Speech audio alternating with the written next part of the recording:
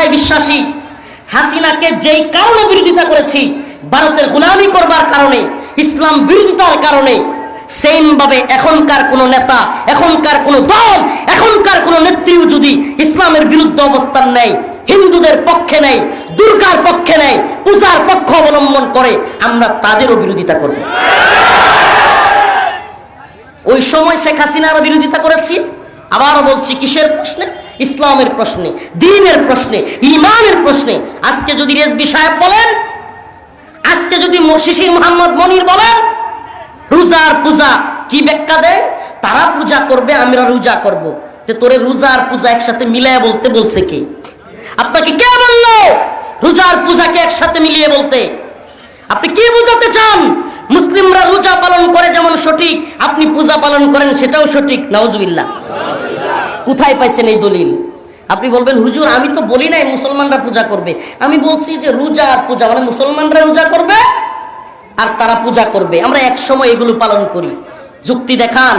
তাইলে এত সুন্দর করে আবার বিষ্ণু, কৃষ্ণ, মুহাম্মদ, নাউজুবিল্লাহ, আমার রসুলের নামের সাথে ওই বিষ্ণু আর কৃষ্ণর নাম মিলান আপনি, আপনার ইমানের অবস্থা কি? শুনেন, আল্লাহ মাফ করুক, এই গণতন্ত্রের রাজনীতি ইমান হারার রাজনীতি।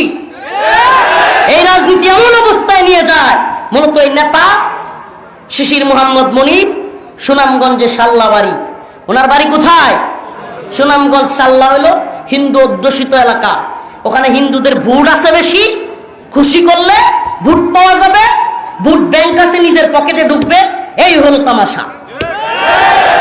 প্রিয় ভাইরা আমার, বন্ধুগণ আমার, আপনি বলবেন, হুজুর তাইলে আমরা কি আমাদের দেশে অন্য ধর্মাবলম্বীদেরকে তাদের ধর্মীয় বিষয় পালন করতে দিব না? না করছে কে? ভুল বুঝবেন না, আমাদেরকে ভুল ব্যাখ্যা বুঝাবেন না।